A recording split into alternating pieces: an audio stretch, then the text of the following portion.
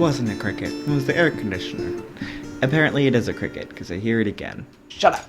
Stop cricketing. I'm naming him Franklin, and he's my new roommate. He is a nuisance, but there are laws about eviction, and he's paying his rent, so who am I to kick him out, you know? Another week, another aura face, another wig, a new one, and another hour and a half of me sitting in front of this camera, making a fool of myself, and editing that down to a half an hour of me not making a fool of myself. So, how are we doing? Good? Good. Glad to hear it. My week started off full of cleaning and organizing my house and doing things and putting up new decorations in the drag room and making that all nice and pretty, and doing the same for the kitchen and my little drag station and the living room. And now none of that is apparent anymore, but as such is life, such is living. But for the time being, when I did have that stuff nice and settled and set, and evidently at the time of writing this episode I was feeling very zen, but that has changed, like much in life does. And now I'm thinking maybe I need to rearrange some furniture again. Put it back the other way and I'll feel better. Maybe that's what it is. Maybe I threw off the balance of the universe when I did that. So that's why it's good to write these scripts, because then you remember, hey, this was the issue that I was having. Let's fix that. It's probably also the reason why I smoke so much weed, because anytime I try to sit down and have a zen moment, my anxiety pops up and it's like, change the furniture around, move that couch across the room. It'll make you feel better. Then I can look at my weed jars and just say no to all of that anxiety, and yes to getting violently stoned and watching cartoons. And that's my lesson, I think, this week to the children. Get violently stoned and watch a couple cartoons. Or listen to this podcast. Might kind of bring you down, though. Maybe listen to a different podcast while you're stoned. And then come back to this one later when you're sober and you're feeling like you want to hear some true crime. Also in life news this week, wow, has it really only been a week since this has happened? These episodes are like journals for me, because I look back and I'm like, holy shit, it's only been less than 7 days since all of this has happened. God damn it.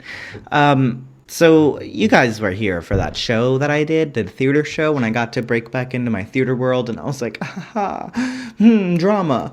Yes, well, that theater. The owners decided to Willy Wonka and tell Charlie and the technical manager there that they could have the theater and that they were going to retire. And then within that time frame of things going from literally 0 to 100 in 2 seconds, shit has really hit the fan, and it's just been constant. And I'm just like, this is not how Charlie got the chocolate factory.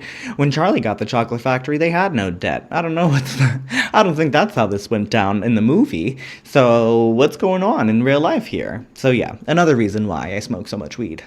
And again, I break down to tell you all, you should do the same. Devilish of me. For those of you listening to the podcast, I'm wearing a wig that has hair devil horns on it, so that was funny. Probably not so much to you, though. So anyway, let's get into it. So maybe a small amount of my already niche audience will know this YouTuber, but maybe not, because this is kind of a different side of YouTube. But there are YouTubers who narrated creepypastas back in the day of creepypastas being popular, who have since shifted to mystery and true crime content, such as myself. Wow, I'm not a good talker. Why do I have a podcast? Why did I think that I would be able to pull this off? Well, I have done it for a few years now, so let's keep it up. Anyway, these YouTubers are people like Corpse Husband, Lazy Masquerade, B-Busta, that genre, that side of YouTube. I like to listen to them when I go to sleep, because I am that much of a up person that scary ghost stories and unsolved mysteries lull me to sleep. Specifically if they have a nice accent like B-Busta and Lazy Masquerade.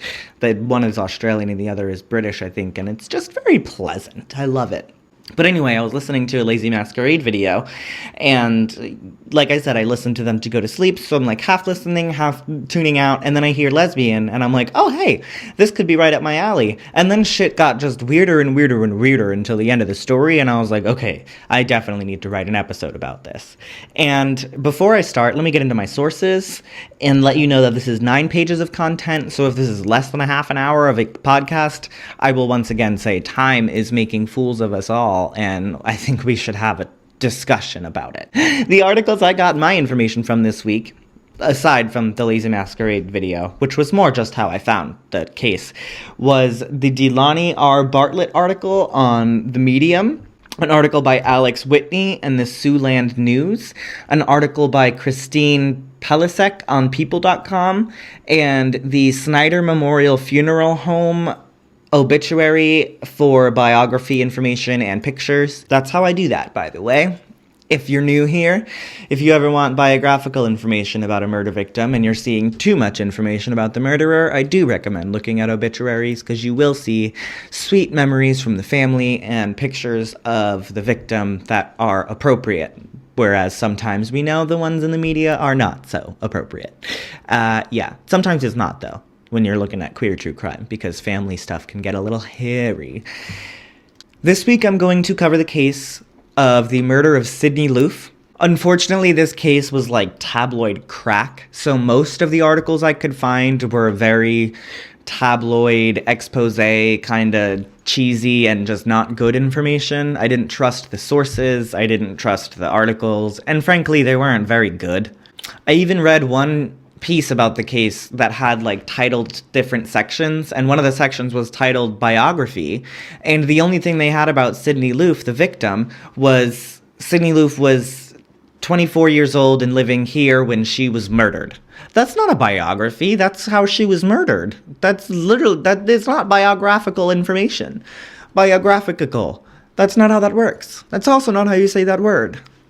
I truly will never understand the infatuation with the manner in which a person was murdered, besides cases like the Black Dahlia or cases that are just kind of like blow your mind, like all the blood is drained from the victim or something like that. Those can be kind of wild, and you should probably look into that a little bit.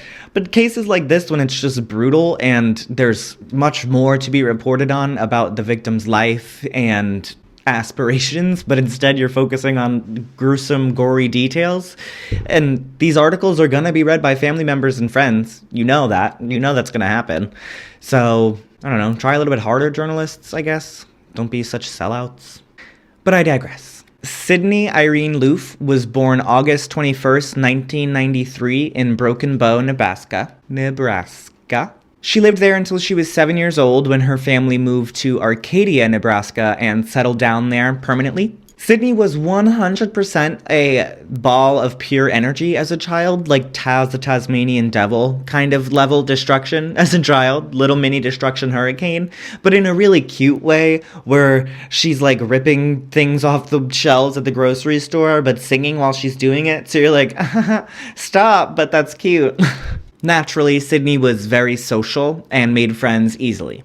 She had that type A personality where she could walk into a room full of people she didn't know and walk out of that room with like a clique of friends and have become the most popular person there. She also had a super adorable cat named Mimsy, like that movie The Last Mimsy, which I have a little stuffed version of, so totally relatable. Next time I have an animal in my life, I'm gonna have to name it Mimsy. Thank you, Sidney. She was obsessed with Mimsy, and she also had a huge passion for any other fuzzy little being. Any animal, really. Throughout her early school career, Sidney was showing promise at being a fantastic athlete, and proved that later on. She loved to fish, which she was very skilled at, always impressing men catching bigger and better fish than they could. She also played a plethora of sports like golf, soccer, softball, basketball, everything. She played everything. And in high school, she played on her high school's golf and basketball teams. She was very athletic. She played on those teams until she unfortunately developed scoliosis, which made it very painful and difficult for her to continue playing all of those sports all the time. It didn't stop her from playing those sports, but it definitely slowed her down. Sidney grew up very, very close with her family. They were super tight-knit, and she was best friends with all of her siblings. She was really active on social media and would always post pictures of her on family trips, hanging out with her sisters, going to the movies with her siblings, doing things that you would do with your friends, but with her family, because she genuinely enjoyed spending time with them. During high school, Sidney got a job at a local grocery store called Menards and quickly befriended all of her coworkers and became known as the smiley, happy-go-lucky cashier at the local grocery store and made friends with all of the locals in town. Even though though she was very outwardly happy and outgoing, she didn't go without her own struggles, and Sydney's mother reports that she struggled very hard with anxiety and major depressive disorder. She ended up seeking help and trying to find medications and therapy that worked for her, and she was very communicative with her family about that and kept an open dialogue with them about how she was feeling, and if she needed to go to a doctor's appointment, her family was more than happy to be the ones to take her. In a few days before Sydney was killed, her family actually did drive her to a psychiatrist appointment where she was given new medication, and Sydney expressed to friends that she felt as if she'd done a 180 since she had gotten on this new medication and was feeling a lot better. Her mental state was in a good place, and as it seems to happen in these cases, she was doing the best that she ever had just days before her life was brutally taken from her. Like many people of my generation and that generation before me, online dating is kind of a go-to situation, especially for LGBT people. It tends to be the safest way to find other LGBT people to date. The only way in some cases, especially if you're in a small town with no gay bars. And I mean, how are you going to meet another gay person, really, unless there's an app for it? So Sydney got on Tinder, did the whole interested in females thing, because Sydney was bisexual or pansexual. Never really specified, but I know that she did date both men and women. Regardless, she was on Tinder and met somebody on there named Audrey. That gets a little confusing. You'll understand why later. Sydney and Audrey matched, they start chit-chatting, and for a few days they're really hitting it off, and they decide to meet up. After a while, they go on a date, driving around, and according to Sydney, Audrey, and all of Sydney's friends, the date was a huge success. They had a great time together. Sydney felt that she'd really connected with Audrey, and they wanted to see each other again. That date was on November 14th, 2017, and according to Sydney, they just drove around, smoked a couple joints, listened to music, and talked about life. It was a very normal date, no reason for Sydney to think otherwise. That night, after she had gotten home from the date, Sydney texted a friend, quote, "Just got home from chilling with a super cute girl." She was obviously having a lot of fun. She wanted to see the girl again, and told the girl that. And they made plans to go on another date the following day, but this time they'd meet at Audrey's apartment. And like I said, there's no way for Sydney to be any more disarmed at this point. They had a great night the night before. Probably, that's kind of what it sounds like. I'm gonna assume they and she got home safe, so why should she think the next night would be any different? And she was even still cautious when she was invited to Audrey's apartment and texted to ask, quote, "Just going to be you and me, right?" And then Audrey responded, quote, "Okay, yes, of course." And hindsight being 2020 and having read this article after everything went down, I really don't like that she said okay, because that's not really the answer to "we're just gonna be alone" or "it's just gonna be you and me." The answer should just be a flat out, "Yeah, of course." But instead it was, "Okay, yes, of course." Like, sketchy. But there's no reason for Sydney to think that it's sketchy. It's just sketchy with hindsight being 2020. Sydney then told her friend, the same one that she had texted the night before that the date went well, she was half-jokingly saying that if anything bad happened, that the friend would know where Sydney is and who she was with. And unfortunately, Sydney wasn't wrong. She never returned home after the date on November 15th, 2017. Audrey had actually been lying to Sydney the entire time, and she was actually grooming Sydney for something right out of a horror movie. Audrey was indeed a fake name, and the real name of the person that Sydney had met on Tinder was Bailey Boswell. Bailey happened to be the right-hand woman of self-proclaimed cult leader, sex cult extraordinaire Aubrey Trail. Aubrey. And yes, Bailey's fake name was Audrey. What is even the point of using a fake name at that point? Like, what? Considering that stupid fucking fact that Audrey and Aubrey were so close in name, I assume that the person that Sydney had been making plans with on Tinder was probably both Bailey and Aubrey the entire time, and that Sydney was just being led astray from the very get-go. The day after that second date was supposed to be taking place, when she didn't show up for work, being that she had never missed a day of work before without at least telling somebody, her coworkers knew something was wrong and called her family. And when her family learned that she wasn't at work, they reported her missing to the police. Her family wasted no time racing to the news to get their faces on the news, to get Sydney's name out there, so if anybody knew anything, they could get immediate action. They were very quick and very smart about how they tried to handle this. The friend told authorities that she knew Aubrey. Sydney's friend told authorities that she had texted her the night before that Sydney was going to be going on that date, and that she knew that it was somebody that she had met on Tinder and had only met once before, so she was suspicious of the Tinder date.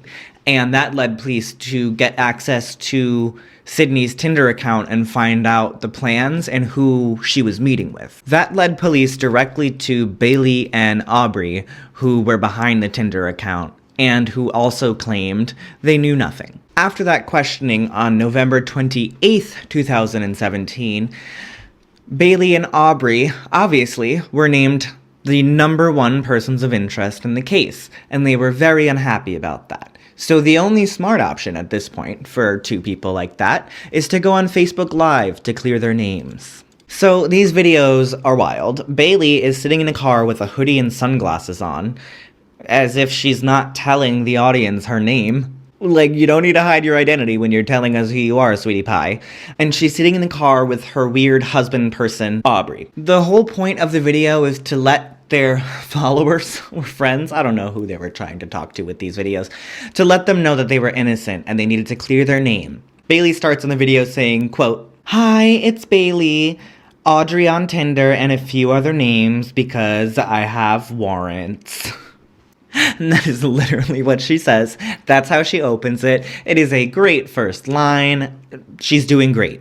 She goes on to say, quote, "I just want to tell you what I've already told the Lincoln police more than one time." Okay, honey. Still, not a strong case. Just turn yourself in.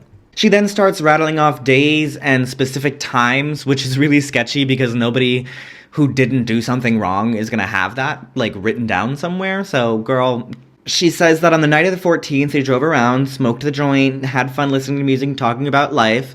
That's corroborated by Sydney and her friends. And then she says the 15th, Sydney came over, they did the same thing. And then she almost frustratingly mentions how she gave Sydney a 1/4 ounce of weed, which really isn't that much weed. And then she says Sydney went home and she never saw her again. So she doesn't know what happened. That's how the date went the second day. Nothing. That's it. She has no more information. And then Aubrey chimes in, and he's just entirely insane. And he says that he may be a thief, but he's no killer. Which is strange because nobody's found a body yet, and nobody even said that Sydney was dead. So this is just really guilt. Facebook Live confessions. The police didn't have to do any work to get this smoking gun video evidence off of Facebook. 2 days later, the couple is apprehended in a Missouri hotel on separate fraud charges, and they're found in possession of food supplies, hiking boots, maps, sleeping bags, and plans to run away to Mexico. So, very innocent looking, guys. You definitely look like you're just going on the average everyday camping trip across the border in the Mexican desert. So, police knew they did the fraud, and they were pretty sure that they'd done something terrible to Sydney, but they weren't sure exactly what that was because the two were refusing to give them any leads. They went back to the apartment to search for any evidence of a struggle, of a murder, blood, anything, and all they had was the overwhelmingly strong smell of bleach, but there wasn't a speck of anything under UV light. It was completely 100% a clean apartment. They checked every square inch and couldn't find anything. So the next and only option is to turn to tech, to ping Aubrey, Bailey, and Sydney's cell phones and see where they all were on the night in question. And if you don't know, if you have your location set to on and have anything like Google Maps, Waze, any of those location apps, they check your location every mile. And if you look, you can see a little map of where you've been. And that's exactly what police can see too when they subpoena those records from those companies, which you're allowed to do with warrants. And that is exactly what they found in Aubrey's phone, was a map of him driving on the night in question into the middle of nowhere, Nebraska wilderness. And they had an exact map, exact location, so they knew where to go. When they got to the furthest location on that GPS tracking, they were on a gravel road in the middle of nowhere, and they found 13 30-gallon trash bags containing the dismembered body of Sydney Loof. She had been cut up into 14 different pieces. Police also found bits of electrical wire, sex toys, and other disgusting paraphernalia at the scene. So they immediately charged Bailey and Aubrey with murder. More specifically, first-degree murder, conspiracy to commit murder, and improper disposal of human remains. Personally, I think that there should be an extra charge for when you dismember a body. The only charge for that is improper disposal of human remains, which is the same charge you get for, dumping a body off of a bridge. There is a difference between doing that and cutting a person into 14 pieces. That is another level. Although by this point Sydney's body was found and everything was essentially solved, the craziest parts had yet to come to light. 3 women who wished to remain anonymous to the court proceedings and to the general public came forward after seeing that Aubrey had been arrested for first-degree murder. These women, who were all in their early 20s, same age as Bailey and Sydney, explained to authorities that they all met Bailey on Tinder. Bailey would later introduce all 3 women the same way to Aubrey, her husband, as she called him. They were not legally married, just crazy. And after they were introduced to him, they would start all having threesomes together, and these women were being pressured with cash the entire time. The cash was coming from Aubrey's fraud. He was a lifelong con man and was really good at stealing things and selling them, like fenced goods. What is the term for that? Selling them to a fence? Is the fence the person you sell stolen stuff to? I should have looked into that more. Anyway, he stole things and sold them, and that's how he got the money to be able to pay these women in what Bailey led them to believe would be a sugar daddy situation, but what turned into more of a sex slave situation. During the beginning of their relationship, the 3 women, all at the same time, by the way, they were trying to build this sort of sex cult. So there's 5 of them. Audrey, Bree, both, either or, Bailey, and these 3 women who are anonymous. They're all living together. The 3 women are being showered with expensive gifts and nice things, and then slowly things get stricter. They're told to only refer to Bailey and Aubrey as mommy and daddy, and they're also told that Bailey and Aubrey are witches and have the power to read minds and to fly. Which, I just want to say, I would immediately make them prove it. If you can fly right now. Take off. Go. Do it. Let me see. Because that is something that you can't just claim to be able to fly and then not do that for me. I'm sorry. Maybe that's why I've never fallen into a cult, but if you tell me you can fly, I'm going to want to see you get on up there. But they told the women that they too could have these supernatural abilities to fly and read minds. And all they needed to do was find an innocent girl, murder her, and cut her into 14 pieces. After these 3 women were told that specific detail of Aubrey and Bailey's beliefs, they got the out of Dodge, and the sex cult fell apart. So Aubrey was never able to be a cult leader. They never even had a cult. It didn't work. They weren't able to brainwash anybody. Unsuccessful. But when these women heard that that man who had scared the shit out of them years earlier had actually killed and dismembered somebody, they knew they needed to tell the police the full story. Because that explains a lot. And Aubrey and Bailey were refusing to talk. So Aubrey had apparently told the women that they had to, kill the person, dismember them to get the powers, but also that if they filmed the entire thing and sold it to a snuff film porn website, they could get the very specific amount of $1 million, which honestly doesn't seem like that much money for the murder that you have to do. Not to try to justify or put a price on how much that would be, but $1 million is pretty low if you're talking about This crazy shit. But obviously that wasn't really the point, and I don't think that he actually knew anybody that was going to give him $1 million. I don't know where that idea came from. But that was his plan, to sell the film of it all and get rich. It's just as confusing. I'm trying to describe it in a way that's not confusing, but I'm finding that very difficult to do. And also, they never reported the account on Tinder, the women who were lured into the sex cult. I also would have had to do that. So they didn't ask him to fly, and they didn't report the sex cult account. I know trauma is trauma, but at the same time, hit the report button and make them prove that they can fly. Because those are two very important things that I would have done right off the bat. I just gotta say, that's something that I would have had to ask them. If I was gonna join the cult and accept the fancy gifts and the money from mommy and daddy, I would need to see that mommy and daddy can fly. I also would have got out of there after they said that they were gonna do a murder and stuff, but first things first, I'm gonna need to see some proof. Armed with the Tinder messages, the testimony of the 3 anonymous women, and a speck of blood, of Sydney's blood, found on a glove that was technically in the possession of Bailey, led them to be convicted of all of the charges, both of them. But not before the trial revealed wild proceedings. Specifically, Aubrey's trial. They had to be tried separately because they were caught sending ciphers to each other while they were arrested, planning to frame Bailey as the victim, and Aubrey would take the heat for the whole thing, and then Bailey would be able to go free.